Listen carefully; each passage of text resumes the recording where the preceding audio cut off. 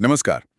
भारत में इलेक्ट्रिक गाड़ियों मतलब ईवीज का चलन तेजी से बढ़ रहा है। अच्छी बात है ना? हाँ, बिल्कुल। लेकिन क्या ये जो ग्रीन क्रांति है, ये अपने पीछे कहीं कचरे का एक नया पहाड़ तो नहीं खड़ा कर देगी?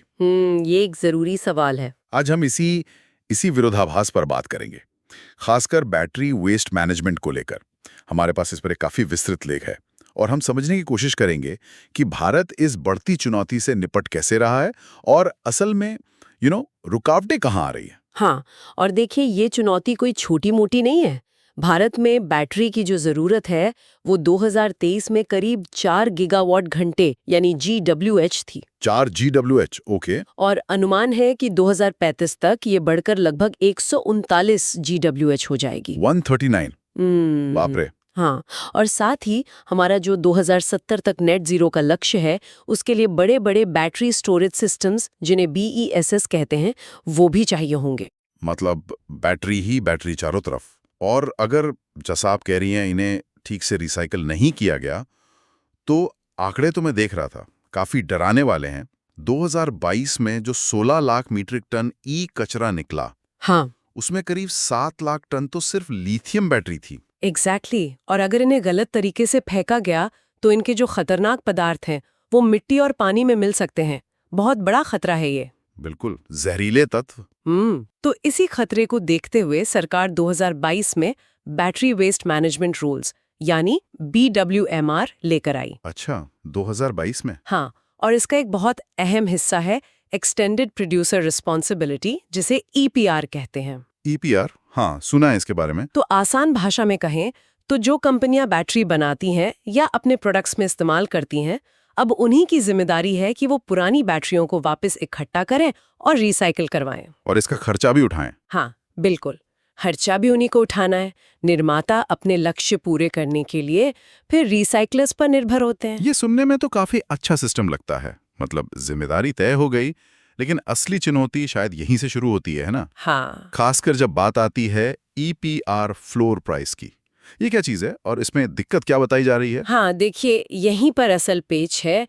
EPR फ्लोर प्राइस वो कम से कम मतलब न्यूनतम कीमत है जो बैटरी बनाने वालों को रिसाइक्लर्स को देनी होती है, अच्छा। ताकि रिसाइक्लर उनके बिहाफ पर बैटरी रिसाइकिल करे और एक सर्टिफिकेट दे कि हाँ जिम्मेदारी पूरी हो गई। ओके। समस्या ये है कि जो फ्लोर प्राइस तय करने पर विचार हो रहा है, वो जरूरत से बहुत बहुत कम है। अच्छा, तो मतलब रिसाइकलिंग का जो असल खर्चा है, जिसमें अच्छी टेक्नोलॉजी लगती है, सुरक्षित ट्रांसपोर्टेशन का खर्चा है, कुशल मजदूर लगते हैं, वो इस कीमत से पूरा ही नहीं होता। आप बिल्कुल ठीक समझे।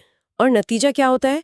जो वैध रिसाइकलर्स हैं, जो सही ढंग से पर्यावरण का ध्यान रखते हुए रिसाइकलिंग करना चाहते हैं, हाँ।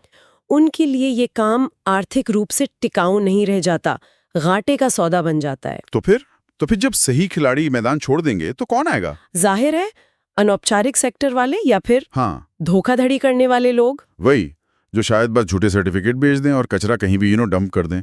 हमने ऐसा प्लास्टिक वेस्ट के मामले में होते देखा है पहले। बिल्कुल।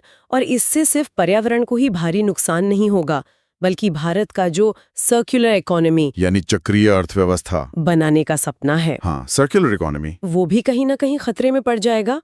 और इसके आर्थिक परिणाम भी हैं।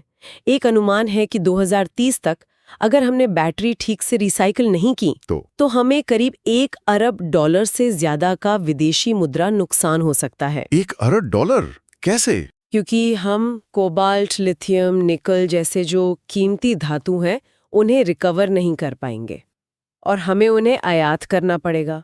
हमारी आयात पर निर्भरता बढ़ेगी। ओह अच्छा, ये तो बड़ा नुकसान है। लेकिन क्या इंडस्ट्री, खासकर जो बड़ी कंपनियां हैं, वो इस जिम्मेदारी को आसानी से मान रही हैं? लेख तो कुछ और इशारा कर रहे हैं। हाँ, ये एक और पहलू है। कुछ बड़ी मल्टीनेशनल कंपनियां, खासकर जो उपभोक्ता इलेक्ट्रॉनिक्स या ऑटोमोबाइल क्षेत्र की हैं, वो कहीं ना कहीं इस नियम का पालन करने में थोड़े आनाकानी कर रही हैं। आनाकानी? हाँ, ऐसा देखा गया है कि विकासशील देशों में उनकी नीतियां विकसित देशों के मुकाबले थोड़ी ढीली होती हैं। वो पर्यावरणीय जिम्मेदारियों से बचने की कोशिश करती हैं। ये तो चिंता की बात है। अच्छा, यहाँ एक दिलचस्प बात और सामने आती है लेख में, वो ये कि अगर EPR फ्लोर प्राइस बढ़ाया भी जाए, तो जरूरी नहीं कि इसका बोझ सीधे ग्राहकों पर पड़े। ऐसा क्यों कहा जा रहा है? हाँ, ये इंटरेस्टिंग पॉइंट है। देखिए, पिछले करीब 2 सालों में वैश्विक स्तर पर बैटरी में इस्तेमाल होने वाली धातुओं की कीमतें काफी गिरी हैं। अच्छा, कीमतें गिरी हैं। हाँ, लेकिन इसका फायदा ज्यादातर निर्माताओं ने ग्राहकों तक नहीं पहुंचाया है। कीमतें कम नहीं की। ओह, इसका मतलब ये है कि जो ओरिजिनल इक्विपमेंट मैन्युफैक्चरर्स हैं, मतलब OEMs, हाँ, यानी वो कंपनियों जो गाड़ियां या मुख्य उपकरण बनाती हैं, उनके पास काफी गुंजाइश है। वो रिसाइकलिंग की बढ़ी हुई सही लागत को वहन कर सकती हैं बिना दाम बढ़ाए। ये तो काफी अहम जानकारी है। तो फिर समाधान क्या है? लेख क्या रास्ते सुझाते हैं इस मुश्किल से निकलने के? देखिए, सबसे पहली और जरूरी बात है कि एक उचित EPR फ्लोर प्राइस तय किया जाए। ऐसा प्राइस जो रिसाइकलिंग की वास्तविक लागत को दर्शाता हो और कहीं न कहीं अंतर्राष्ट्रीय स्तर के बराबर हो। जैसे कोई उदाहरण है? हाँ, जैसे UK में इलेक्ट्रिक व्हीकल बैटरी रिसाइकलिंग के लिए निर्माता करीब 600 रुपए प्रति किलोग्राम का भुगतान करते हैं। 600 रुपए प्रति किलो? चाहिए ताकि पता चले कौन सा सर्टिफिकेट असली है, कौन सा नकली। हाँ, ट्रैकिंग जरूरी है। और जो धोखाधड़ी करें उन पर कठोर दंड लगना चाहिए। इससे क्या होगा कि निर्माता भी रिसाइकलर्स को जवाबदेह ठहराने के लिए प्रोत्साहित होंगे। और एक और महत्वपूर्ण कदम जिसका जिक्र है वो है अनौपचारिक क्षेत्र को साथ लाना। मतलब जो लोग अभी शायद उतने सुरक्षित या सही तरीके से काम नहीं कर रहे हैं, हाँ, बिल्कुल उन्हें ट्रेनिंग और मदद देकर फॉर्मल सिस्टम में शामिल करना। सही कहा। उन्हें औपचारिक दायरे में लाना बहुत जरूरी है। इससे न सिर्फ उनके काम करने के खतरनाक तरीकों पर रोक लगेगी, बल्कि भारत की रिसाइकलिंग क्षमता भी असल में बढ़ेगी। भारत की बैटरी रिसाइकलिंग की महत्वाकांक्षाएं तो बड़ी हैं, लेकिन सफलता 3 मुख्य बातों पर निर्भर करती हैं। हाँ, पहला सही EPR कीमत तय करना, दूसरा नियमों का सख्ती से पालन करवाना, मतलब मजबूत निगरानी, और तीसरा अनौपचारिक क्षेत्र को साथ लेकर चलना, उनका समावेश करना। और यह सिर्फ पर्यावरण का मुद्दा नहीं है। बिल्कुल नहीं, ये एक आर्थिक और रणनीतिक अनिवार्यता भी है। सही कहा। और जाते जाते हमारे श्रोताओं के लिए एक सवाल छोड़ जाते हैं। अगर हम इस अनौपचारिक क्षेत्र के श्रमिकों को सफलतापूर्वक फॉर्मल रिसाइकलिंग व्यवस्था में शामिल कर पाते हैं, तो इसके और क्या अप्रत्याशित लाभ हो सकते हैं भारत के सर्कुलर इकोनॉमी लक्ष्यों के लिए, जिनके बारे में शायद हमने आज विस्तार से बात नहीं की? जरूर सोचिएगा इस पर।